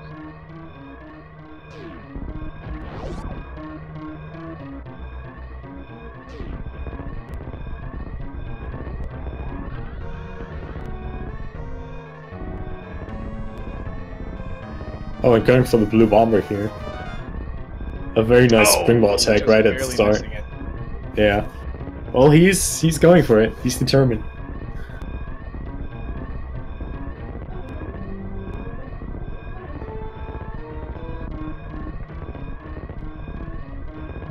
Well, maybe he will just die to the escape and Gameaholic is going to win by that. Interesting angle spark there, getting caught on the door.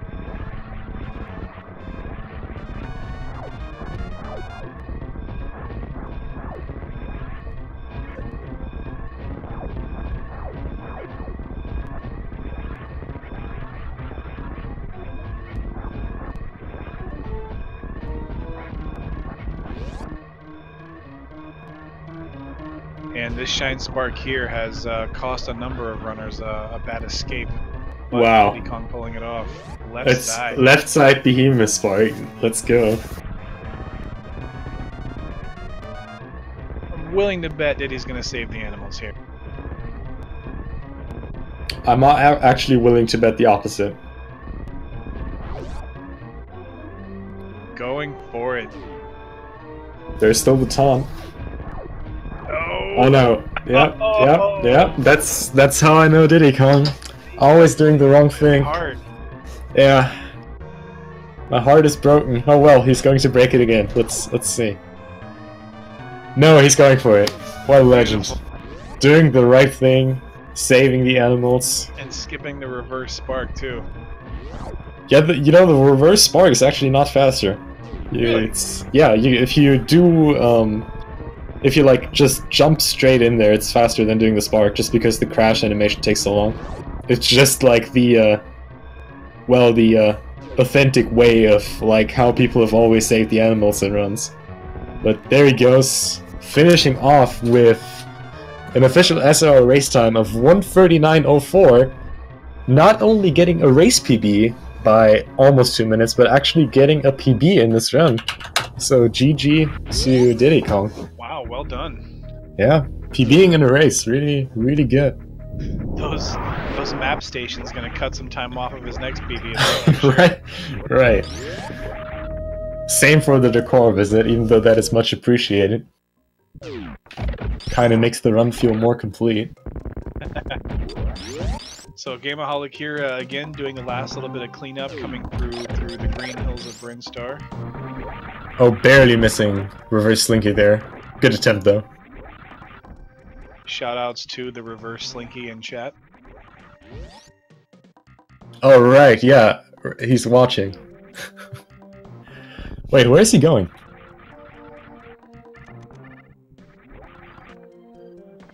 Hopefully not forgetting about the... Oh, getting the Oh, here. he forgot the E-Tank, alright.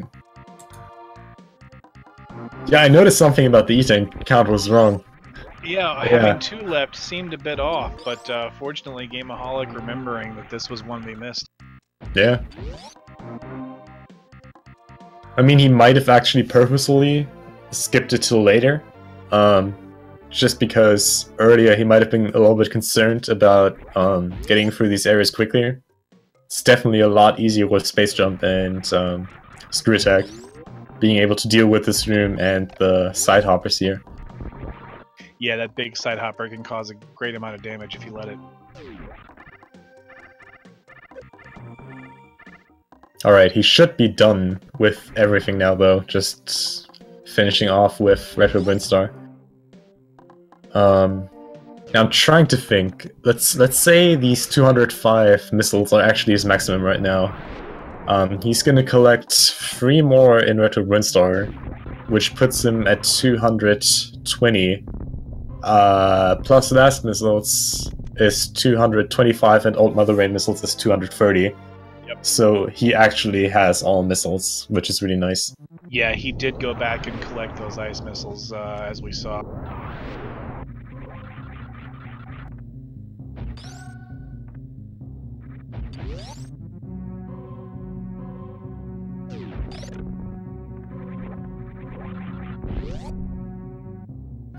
Well, yeah, since this is a 100% race, he is going for 100%. Mandatory completion.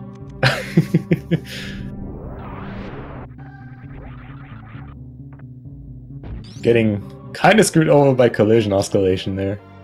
Beautiful concept where if you touch 2 tiles, you pretty much have to flip the coin to know which one you actually touched. Great how this game works.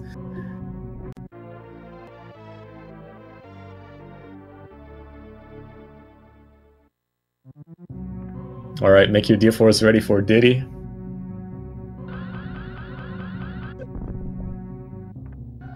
Oh, and barely missing that spark there, getting up.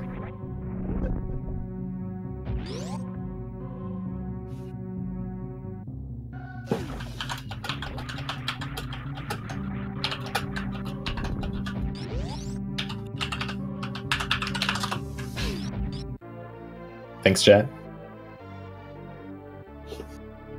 Alright, wait. But wait, yeah, okay. There's more. Thank you. I'm glad we have this role distinction that you're the guy who just says that, and I'm the one who can just smirk in silence about it. And we have confirmation of Diddy getting 100%. Yeah. Diddy Nicely Force. done.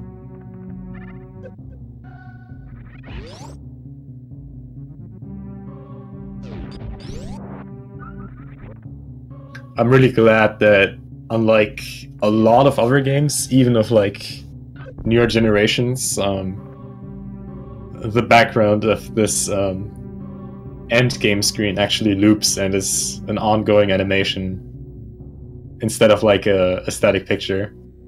Makes it really, really nice to watch. Have just running in the background. And possibly even the inspiration for the old Windows Star Map screensaver. Right, yeah.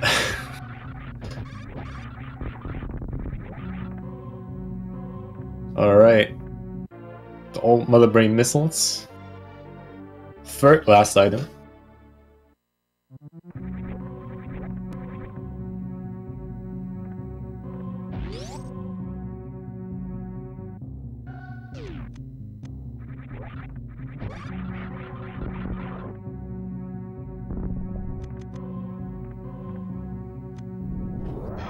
another example of a easy to miss item here running through casual.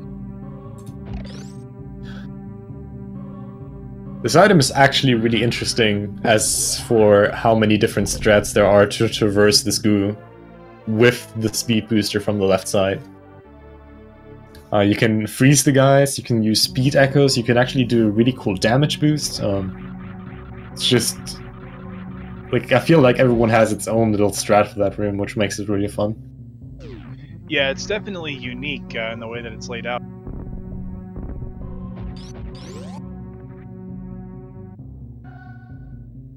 And from a more technical aspect, I guess one interesting thing is that this room is insanely huge. Since rooms are always squares, or not squares, but like I forgot the word for that. You know what I mean? It's like a really, really big room, making it really good for space-time setups. Oh, okay, yeah, you were telling me earlier how space-time can be modified by the size of the room. Yeah, like this is the most common room for using the space-time beam to reset your items since it's so close to the ship as well. It looks like Gameaholic is also going for the ship refill. Even though we already know that he has 230 missiles, just making sure that he also has 50 supers and 50 power bombs. Which I don't doubt he has them. Yeah, as a runner, it's probably nice to have that peace of mind. Yeah, but unless he missed the reserve tank, we know for a fact that he has 100%.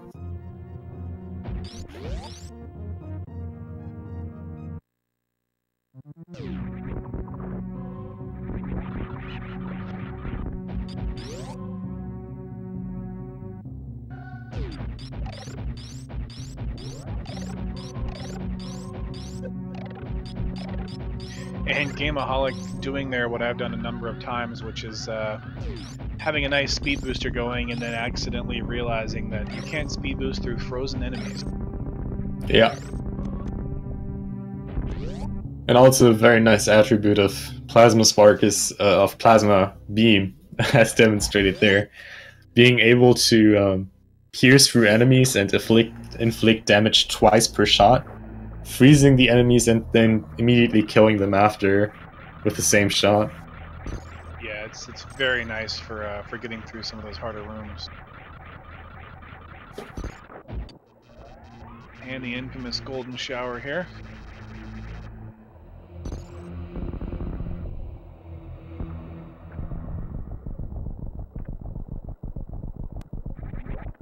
I never considered that as a golden shower, but you're right.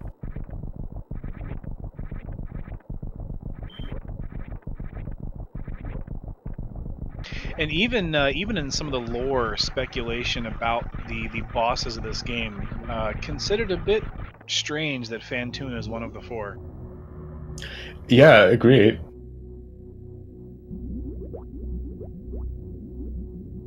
It seems like there has to be... I'm honestly not sure what the wrecked ship is in terms of law. I'd always imagine it as some kind of failed outpost of the space pirates that they just reused landing on Zebes. Yeah, within the limitations of an SNES game, I can almost imagine something like out of like Halo almost, where there's just this massive spaceship that crash lands on a planet that's exponentially larger than you would expect it to be, and it's like, hey, screw it, let's use it as a base.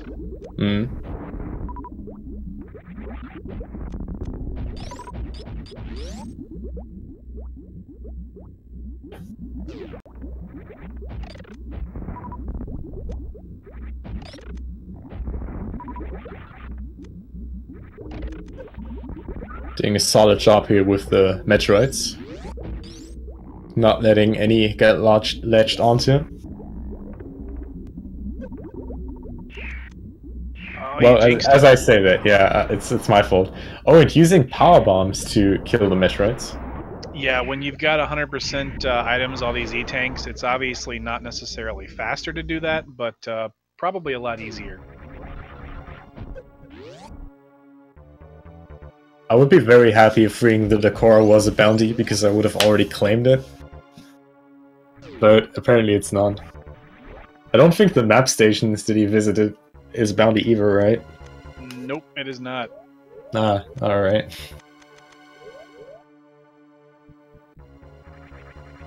Alright. So, Gameaholic preparing his endgame here by de-equipping both Varia and Screw Attack. Varia for making a way easier stand-up glitch, and de-equipping Screw Attack here to make the standard classic method of zap skipping a lot easier. And another upside of de-equipping Varia early here is the fact that the baby drains your Metroid, your energy a lot quicker. That's actually the second thing that a lot of people forget when it comes down to what Varia actually affects that gravity doesn't affect. Yeah, it's easy to forget when you've got all that damage resistance from the gravity suit that the rainbow beam will really mess you up on that one.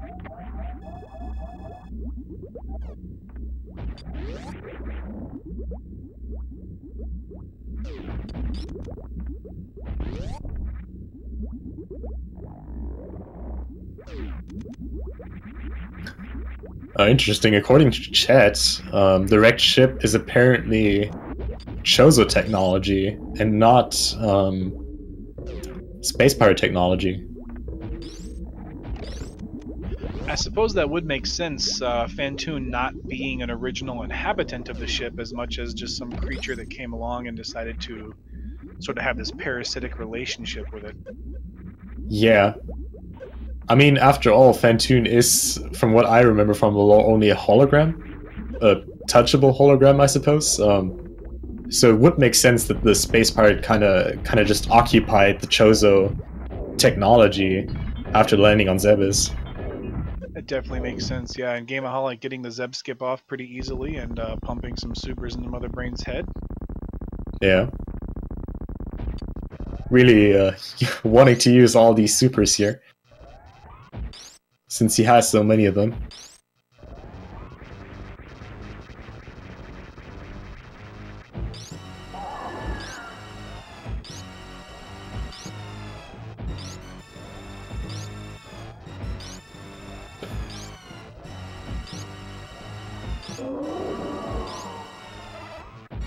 It's getting a really tame Mother Brain here.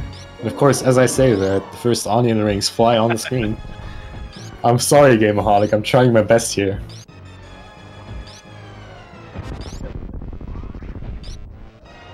And tanking that catch-up beam without problems because he has all the energy in the world.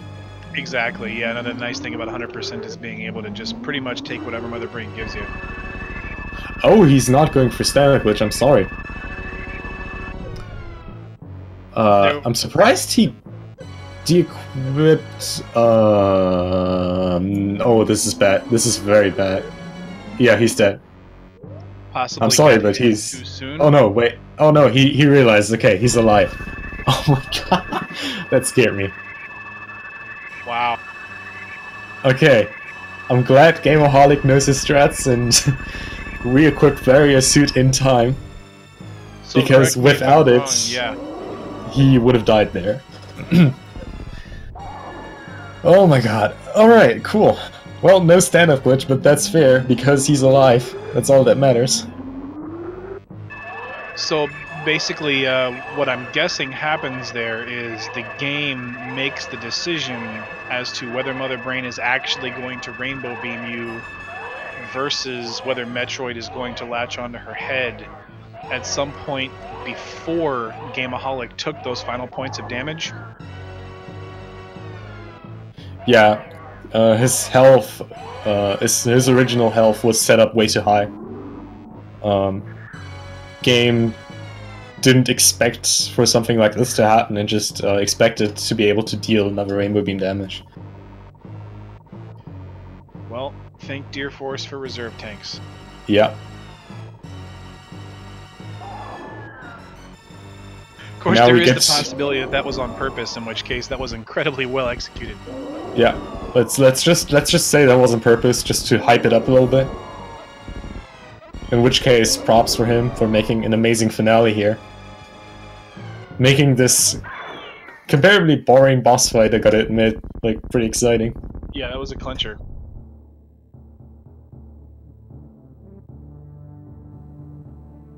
So I remember some time ago, some people were having a conversation about a Super Metroid themed restaurant, and the concept of a Mother Brain appetizer came up at one point because you've got your onion rings, you've got your French fries, you've got your ketchup. There's all sorts of fun things you could do with that. That meme of Mother Brain's fast food restaurant has always appealed a lot to me. The only problem with that is that I'm usually commentating these matches at night my time, and I don't really have the option to like do French fries or onion rings at 2 a.m. at night. And I think those little bombs are generally considered to be meatballs, but there's some differing opinions on what exactly they are. I like the meatballs. There are some other terminologies for that, but that's fair. To each their own fast food, right?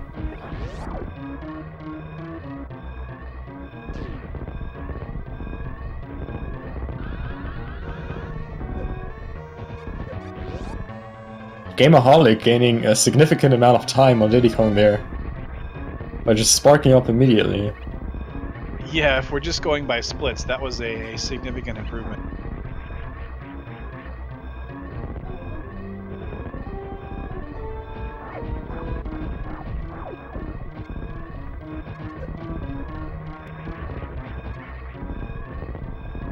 Fried pickles as mini Metroids. That's an interesting idea. Oh, that's just wrong. Yeah. I don't think I've ever eaten fried pickles, to be honest. It's disrespectful to the Metroid that gave its life to save yours. Yeah.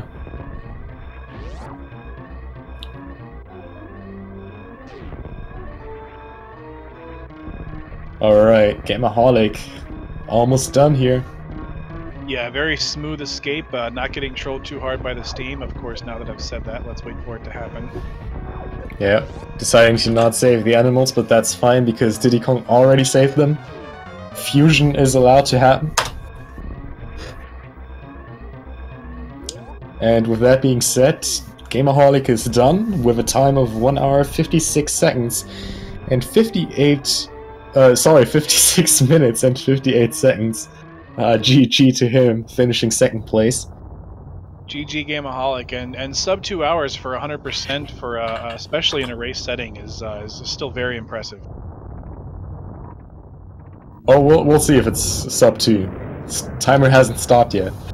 There might be some more. Gotta wait for that hundo confirmation. Right. Timer stops when item completion is confirmed.